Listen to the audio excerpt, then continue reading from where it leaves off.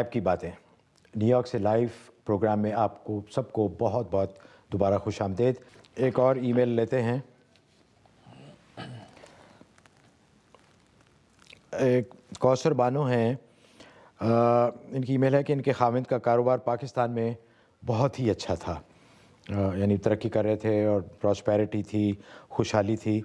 لیکن اچانک سب کچھ ختم ہو گیا، اچانک بالکل ایسے جیسے، اور پچھلے 2 سال سے ان کی کوئی انکم بھی نہیں ہے۔ تو یہ پوچھ رہے ہیں کہ یہ اس کے لیے کیا کریں، بہت پریشان ہیں۔ کوثر صاحب، آپ اس کے لیے یہ کریں کہ 125 دفعہ عشاء کے بعد سورہ قریش پڑھیں، اول آخر 11 دفعہ درود شریف، اور 120 دن یہ عمل کریں تو انشاءاللہ اللہ تبارک و تعالی کی رحمت سے تو روزگار کا معاملہ حل ہو جائے گا اور آپ کے مسائل اللہ تعالی حل فرما دیں گے۔ اچھا حضرت، ایک اور ای میل ہے، یہ عائشہ خان اسٹوڈنٹ ہیں، تو بڑا دلچسپ سوال ہے ان کا، اور یہ کہتی ہیں کہ ہمیں چونکہ اسٹوڈنٹ ہیں یونیورسٹی میں، دوسرے مذہب کے بھی طلباء ہیں، اور وہ ان سے اکثر یہ سوال کرتے ہیں خنزیر کے بارے میں کہ خنزیر کیوں حرام کیا گیا ہے اسلام میں۔ یہ کہتے ہیں ہمیں معلوم تو ہے کہ یہ حرام ہے، لیکن اس کی تفصیل ان کو نہیں معلوم کہ کیا وجوہات ہیں کہ جن کی بنا پہ خنزیر کو حرام کیا گیا۔ پہلی بات تو یہ کہ آپ کو ان وجوہات کے تلاش کرنے کی ضرورت نہیں ہونی چاہیے، اس لیے کہ جس خالق نے خنزیر کو پیدا کیا ہے اس خالق نے اپنی اس تخلیق شدہ مخلوق کے بارے میں جو احکامات و انسٹرکشن دے دیے ہیں، تو لاجک یہی ہے کہ ہمیں اس کو فالو کرنا ہے۔ آج ایک چھوٹی سی کمپنی ایک پروڈکٹ بناتی ہے، اس کے بارے میں انسٹرکشن دیتی ہے، تو یہ ایک لاجک بنتا ہے کہ ہم اس کو فالو کرتے ہیں۔ تو اللہ تبارک و تعالی نے جب اس کو حرام قرار دے دیا اور ہمیں انسٹرکشن دے دی کہ حرام ہے اور نجس العین ہے، تو یہی سب سے بڑا لاجک ہے ہم اس کو چھوڑ دیں اور اس کے بارے میں حرمت کا خیال رکھیں۔ اور دوسری بات یہ ہے کہ ویسے صفاتی طور پہ خنزیر کے اندر بہت سی ایسی دنات اور خست پائی جاتی ہے، خاص طور پہ اس میں بے غیرتی پائی جاتی ہے، جس کے نتیجے میں شریعت نے اس کو جو ہے نجس العین قرار دیا ہے۔ تو جیسا کہ جو اس کے اندر دنات اور خست پائی جاتی ہے عام دوسرے جانوروں میں نہیں ہے، اس لیے شریعت اسلامیہ نے اس کو حرام قرار دیا ہے اور اس کی قطعاً اجازت نہیں ہے۔ اچھا حضرت، نیکسٹ ای میل ہے نعیم صاحب کی۔ یہ بہن کے رشتے کے بارے میں بہت پریشان ہیں، بہت دعائیں کرائی ہیں انہوں نے، بہت سے عاملین کے پاس بھی گئے ہیں اور وظیفے بھی کیے ہیں، لیکن وہ کہتے ہیں کہ رشتہ آتا ہے بات آگے نہیں بڑھتی۔ والدہ خاص طور پہ اس سلسلے میں بہت ہی پریشان ہیں اور بیمار بھی رہتی ہیں، ان کو اتنی پریشانی ہے، تو اس کے بارے میں وہ کہہ رہے ہیں کہ کوئی مجرب چیز بتائیں۔ رشتے کے سلسلے میں پہلے بھی عرض کیا تھا کہ سورۃ طٰہٰ یہ لڑکی خود اپنے ہاتھ سے لکھے تو بیسٹ ہے، ورنہ کوئی بھی لکھ سکتا ہے۔ تو سورۃ طٰہٰ اپنے ہاتھ سے لکھے بچی کی سبز رنگ کی قمیض میں لپیٹ کے اس کی الماری میں رکھ دیں، اور سورۃ احزاب کی تلاوت فجر کے بعد یا فجر سے پہلے کرتے رہیں۔ یہ 71 دن عمل کرنا ہے، انشاءاللہ بہترین رشتے کا انتظام ہو جائے گا انشاءاللہ۔ اچھا حضرت، ایک اور ای میل ہے مہوش، اور انہیں کہا کہ بہت ارجنٹ ہے کیونکہ یہ غالباً 28 تاریخ کو یہ عمرہ پر جا رہے ہیں۔ تو انہوں نے ایک تو یہ پوچھا ہے کہ ریاض الجنہ کی فضیلت کیا ہے، کہ کہا جاتا ہے کہ مسجد نبی میں جو خاص ایریا ہے ریاض الجنہ، اس کی فضیلت کیا ہے۔ اور دوسرا انہوں نے پوچھا ہے کہ خامد بھی ان کے ساتھ ہیں، وہ بھی عمرہ کرنا چاہتے ہیں، لیکن ساتھ وہ ان کے جو مرحوم والد ہیں ان کے لیے بھی عمرہ کرنا چاہتے ہیں۔ تو جب وہ اپنا عمرہ کرنے کے بعد والد صاحب کے لیے عمرہ کریں تو کیا ان کو دوبارہ احرام میں آنا پڑے گا؟ اور اگر آنا پڑے گا تو انہوں نے یہ بھی پوچھا ہے کہ جو قریب ترین میقات ہے جہاں پہ جا کے احرام کیا جاتا ہے نیا، تو وہ بھی فرما دیں کہ وہ قریب ترین کون سا ہے۔ جہاں تک ریاض الجنہ کی فضیلت کا تعلق ہے تو خود سرکار دو عالم صلی اللہ علیہ وسلم کا ارشاد ہے کہ میری قبر اور میرے منبر کے درمیان کا جو حصہ ہے روضۃ من ریاض الجنہ، یہ جنت کے باغوں میں سے ایک باغ ہے۔ اس کا مطلب یہ ہے کہ کل روز قیامت میں اللہ تبارک و تعالی اتنے حصے کو اٹھا کر جنت کے ساتھ اس کو پیمنٹ کر دیں گے، یہ دنیا سے اٹھا کے جنت میں پیمنٹ کر دیا جائے گا۔ اور اس کی برکت اس قدر ہے کہ روایات میں آتا ہے کہ وہاں اس مقام پر بیٹھ کر جو دعا کی جاتی ہے یا نماز پڑھی جاتی ہے تو اس کی وجہ سے اللہ تبارک و تعالی اس شخص کی بخشش کر دیتے ہیں، اس کے لیے جنت کا فیصلہ فرما دیتے ہیں۔ لہٰذا یہ بہت باعث برکت ہے کہ اس مقام پہ پہنچ کر نماز پڑھیں، نوافل پڑھیں، دعا کریں، تو اس سے انسان جنت کا مستحق ہو جاتا ہے۔ اور دوسرا جہاں احرام کا تعلق ہے تو مسجد عائشہ کا میقات ہے، مسجد عائشہ کا میقات ہے، وہاں سے جا کے آپ دوسرا احرام باندھیں گے، جو قریب ترین میقات ہے اس کے مطابق آپ دوسرا عمرہ کر سکتے ہیں۔ لیکن دوسرے عمرے کے لیے ان کو نیا احرام باندھنا پڑے گا جو۔ اچھا اچھا حضرت، اس میں ایک تھوڑی سی گزارش یہ بھی ہے کہ بہت سارے لوگ، جس طرح اب حجر اسود کا بوسہ ہے، کئی دفعہ بہت رش ہوتا ہے، اب اس کی جو سعادت ہے بوسہ دینے کی، اس میں تو کوئی کلام نہیں ہے، بہت افضل ہے، اور اسی طرح ریاض الجنہ میں جو نوافل کے بارے میں بتایا گیا وہ بھی آپ نے جیسے ابھی فرمایا کہ بہت فضیلت ہے اس کی، لیکن کئی دفعہ لوگ کرتے ہیں کہ اس کے لیے وہ دوسروں کو دھکے بھی دے دیتے ہیں اور وہاں پہنچنے کے لیے دوسروں کا خیال نہیں کرتے۔ تو اس سلسلے میں ذرا ارشاد فرمائیے کہ اگر آپ دوسروں کا خیال کریں گے اور اپنی قربانی دے دیں گے کہ دوسروں کو جگہ مل جائے یا دوسروں کو تکلیف نہ پہنچے، تو اس بارے میں ذرا ارشاد فرمائیے۔ ہاں، یہ اچھا آپ نے وہ اس نقطہ اٹھایا ہے، اس لیے کہ لوگ اس فضیلت کے حصول کے لیے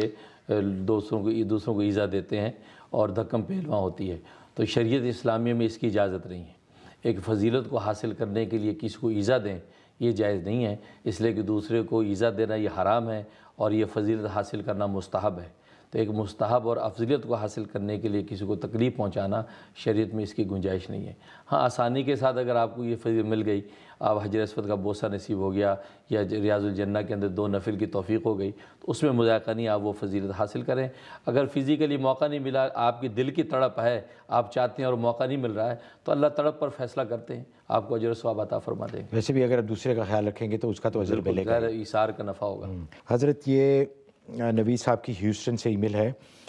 کہتے ہیں کہ گھر خریدنا چاہتے ہیں، پہلی دفعہ ان کا پہلا گھر ہے، اور یہ فرماتے ہیں کہ 3 کانٹریکٹ بھی ہوئے ہیں، لیکن کسی انجانی وجہ کی وجہ سے، کسی نامعلوم وجہ کی وجہ سے وہ کانٹریکٹ کینسل ہو جاتے ہیں، اور بہت دفعہ جب یہ آفر بھی دیتے ہیں تو کہیں اور سے آفر آ جاتی ہے اور وہ لوگ اس کو گھر دے دیتے ہیں۔ تو یہ ان کو احساس ہے کہ شاید کوئی گڑبڑ کر رہا ہے، کہ کوئی چاہتا ہے کہ یہ گھر نہ خرید سکے، تو انہوں نے درخواست کی کہ اس بارے میں آپ فرمائیے کہ کون سا عمل کریں کہ ان کے گھر کے جو مسائل یا وہ ان کے لیے آسان ہو جائے۔ صاحب، آپ اس کے لیے ایک تو سورۃ نور کی تلاوت کریں، سورۃ نور تلاوت کر کے دعا کرتے رہیں، اور دوسرا سورۃ والضحیٰ مغرب کے بعد 21 دفعہ پڑھ کے تلاوت کریں، تو تلاوت کر کے دعا کرتے رہیں، انشاءاللہ اللہ تبارک و تعالی آپ کو جو غیب سے مدد کریں گے اور آپ کو اللہ اپنا مکان عطا فرما دیں گے۔ اچھا، ایک اور ای میل ہے جی، یہ ہیں راکب رزاق صاحب، یہ بھی بہت ایک کامن مسئلہ ہے، جو لوگ یہاں امریکہ میں ہیں، جاب کرتے ہیں یا کاروبار کرتے ہیں، تو انہوں نے لکھا ہے 3 چیزوں کا ذکر کیا خاص طور پہ، کہ لاٹو، شراب، بیئر وغیرہ، اور پورک بیچنا حرام ہے۔ ظاہر ہے کہ یہ تینوں چیزیں جو آپ نے ذکر فرمائی ہیں، قرآن سنت اور شریعت اسلامیہ میں ان کی قطعی اجازت نہیں ہے۔ شراب بیچنا ہے، لاٹو ہے اور پورک بیچنا ہے، یہ بالکل بیچنا بھی حرام، اس کی آمدنی بھی بالکل مال خبیث ہے، آپ اس سے جلد از جلد چھٹکارا حاصل کرنے کی کوشش کریں۔ حضرت، ایک تو ہے نا جن کا اپنا کاروبار ہے یہ، اور جو جاب کر رہے ہیں وہاں پہ، تو دونوں کے لیے یہ یکساں؟ اور جاب والوں کے لیے پہلے بھی عرض کیا تھا کہ وہ تو مجبور ہیں، تو جب تک کہ کوئی شفاف روزگار نہیں ملتا اس وقت تک جاب کرتے رہیں، تو جب روزگار مل جائے کوشش کرتے رہیں، تو پھر اس نوکری کو چھوڑ دیں۔ مطلب صحیح سنسیئرلی دیانتداری کے ساتھ وہ جاب ڈھونڈیں، تو انشاءاللہ اللہ اس کی مدد بھی فرمائیں گے، اور حلال جاب کا اس جگہ پہ انشاءاللہ بندوبست ہو جائے گا۔ حضرت، یہ بھی ایک بڑا مسئلہ ہے جو کہ اکثر گھروں میں ہے، اس کے بارے میں بہت بحث و تمیز بھی ہوتی ہے، لوگ باتیں بھی کرتے ہیں۔ مہوش صاحبہ کی ای میل ہے یہ، کہ تصویریں گھر میں لٹکانا، اور خاص طور پہ وہ تصویریں جن میں کہ انسانوں کی شکل ہو، ایک تو کوئی سینری وغیرہ ہوتی ہے، ایک ہماری اپنی تصویریں ہوتی ہیں، فیملی کی تصویریں ہوتی ہیں، یا دوسری تصویریں جس میں کہ انسانی شکل ہو، ان کا گھروں میں لٹکانا جائز ہے یا ناجائز؟ تصویروں کے بارے میں پہلے میں نے صحیح بخاری کی حدیث بتلائی تھی کہ لا تدخل الملائکۃ بیتا فیہ کلب ولا تصاویرا، کہ جس گھر میں کتا یا تصاویر ہوتی ہیں، یعنی جاندار کی تصاویر، اس میں رحمت کے فرشتے داخل نہیں ہوتے ہیں، لہٰذا جاندار کی تصاویر دیواروں پہ لٹکانا یا خود اپنی تصاویر کو جو ہے وہ زینت کا ذریعہ بنانا، یہ قطعاً حرام ہے، اس سے بچنا چاہیے۔ اس کا کوئی نفع نہیں ہے، یہ خواہ انسان کے دل کی ایک عیاشی اور ایک خواہش ہے، تو یہ اس سے اللہ کی رحمت رک جاتی ہے۔ تو طبیعی ہے کہ آج گھروں کے اندر خدا کی رحمت نہ ہونے کی وجہ سے تو جو مسائل و پرابلمز ہیں، تو یہ تصاویر اس کی بنیاد بنتی ہے، اس سے مسلمانوں کو اجتناب کرنا چاہیے۔ अच्छा حضرت، اس بارے میں لوگ کئی یہ دیتے ہیں جواز جو پیش کرتے ہیں کہ اس زمانے میں چونکہ بت ہوتے تھے اور لوگ بتوں کی چونکہ پوجا کرتے تھے، تو اس لیے منع کیا گیا کہ اس سے یہ شبیہ ملتی ہے یا یہ تاثر ملتا ہے کہ یہ بھی ایسی چیزیں ہیں جن کی لوگ پرستش کرتے ہیں۔ لیکن آج کل کے زمانے میں اس طرح کی کوئی بات نہیں ہے کہ لوگ بتوں کی پرستش کریں یا ایسے کوئی اپنی شبیہ یا ایسی چیز بنا لیں جس کی وہ، جیسے ہندوؤں میں ہے، تمہارے مسلمان ہیں تو اگر ایسے ہی کوئی یادگار چیزیں یا لوگوں کی محبت میں کوئی تصویریں لٹکا، تو آیا یہ بھی اسی سلسلے میں، یا اس کی بھی وہی توجیحات دی جائیں گی، یا وہی ہے جو کہ اس زمانے میں تھی؟ جی جی، اصل میں بات یہ ہے کہ تصویر کی ممانعت ہی اس وجہ سے ہوئی کہ شرک کی بنیاد تصویر سے سٹارٹ ہوتی ہے۔ اس زمانے میں بھی جو بت پرستی ہوتی تھی، بت تراشی ہوتی تھی، تو پہلے تصویر بنائی جاتی تھی، اور ابلیس نے بھی جب حضرت نوح علیہ السلام کے بعد جب بت پرستی کو جو انسانیت کے اندر پھیلایا، تو سب سے پہلے تصاویر، تو وہ مقدس جو بزرگ تھے ان کی تصاویر دیواروں پہ لٹکوائیں۔ ان تصاویر کو لوگ دیکھ کر جو اپنے پیغامات بیان کرتے، ان کی پوجا پاٹ شروع ہوئی، پھر اس کو مجسم شکل میں بت پرستی سٹارٹ ہو گئی۔ کیونکہ بنیاد تصویر ہے بت پرستی کی، اس لیے بنیاد کو شریعت نے روکا ہے کہ بنیاد رک گئی تو آگے پہنچنے کا سوال ہی پیدا نہیں ہوتا۔ اچھا سر، ایک خواب کے بارے میں ای میل ہے، انہوں نے فرمایا کہ میں نے خواب دیکھا کہ ایک ہوٹل ہے جس کے بہت سارے کمرے ہیں، میں اس ہوٹل میں ٹھہرا ہوا ہوں، ہوٹل سے باہر ہوں، لیکن مجھے اب اپنا کمرہ مل نہیں رہا، میں ایسے لگ رہا ہے جیسے میں گم ہو گیا ہوں۔ تو اس دوران ان کے جو بڑے بھائی جو کہ بہت نیک تھے، جن کا انتقال ہو چکا ہے، وہ ملتے ہیں اور وہ ان کو ان کے کمرے کی چابی بھی دیتے ہیں اور ان کی رہنمائی بھی کرتے ہیں، اور وہ اپنے کمرے میں پہنچ جاتے ہیں۔ اس کا مطلب یہ ہے کہ یہ کسی مالی نقصان سے بچ گئے ہیں، اور بڑے بھائی کی کسی مشاورت سے یا ان کی دعا سے، توجہ سے اللہ تبارک و تعالیٰ ان کو کسی مالی نقصان سے بچا لیں گے۔ اچھا حضرت، اور خواب کے بارے میں یہ ہے کہ خواب تو ہر ایک کو آتا ہے، چاہے کوئی مسلمان ہو چاہے غیر مسلم ہو، یہ تو ایک فطرتی امر ہے۔ تو یہ فرمائیے کہ جو سچے خواب ہیں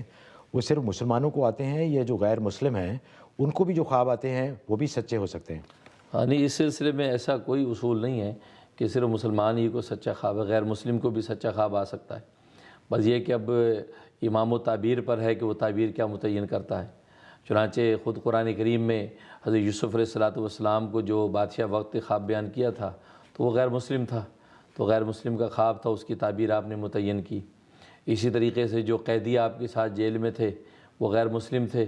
بت پرست تھے، تو آپ نے ان کے خوابوں کی تعبیر ان کو متعین کی اس کے مطابق۔ تو غیر مسلم کو بھی سچا خواب آ سکتا ہے، یہ ہے کہ تعبیر متعین کرنے والا تو جو صحیح تعبیر متعین کر دے اس سے ان کو فائدہ ہوگا۔ بریک پہ جانے سے پہلے ایک اور ای میل آپ پڑھ لیں۔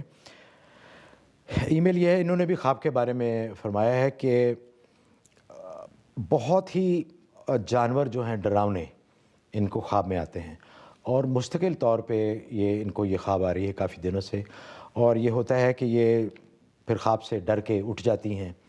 اور پھر دوبارہ یہ اس خوف سے سو نہیں پاتی ہیں کہ دوبارہ وہ جانور آ کے ان کو ڈرائیں گے۔ تو بہت پریشان ہے۔ ایک تو یہ فرما دیجیے کہ آیا ان کو کوئی کنسرن ان کو ہونا چاہیے، اس کی وجہ سے کوئی ڈرنے کی بات ہے؟ اس میں سانپ، انہوں نے لکھا ہے کہ سانپ بھی ہیں اور دوسرے ڈرانے جانور، بچھو وغیرہ اس قسم کے بھی ہیں۔ اس کا مطلب یہ ہے کہ ایسا لگتا ہے کہ کوئی شخص آپ پر جادو کرنے کی کوشش کر رہا ہے، اور اس لیے یہ شیطانی جو چیزیں آپ پر ظاہر ہوتی ہیں، تو اس کے لیے آپ سورۃ المعارج رات کو تلاوت کر کے سویا کریں، تو انشاءاللہ اللہ تبارک و تعالیٰ ان برے خوابوں سے آپ کی حفاظت فرمائیں گے۔ بریک پہ جانے سے پہلے ہمارے دوسرے اسپانسر ہیں ریکس فارمیسی، حلال وائٹامن بنانے والے۔ گزارش ہے کہ ہر قسم کا وائٹامن حلال نہیں ہوتا، کوشش کریں کہ حلال وائٹامن استعمال کریں، اور halalvitamin.com پہ جا کر ان سے رابطہ کریں۔ حاضر ہوتے ہیں ایک چھوٹی سی بریک کے بعد۔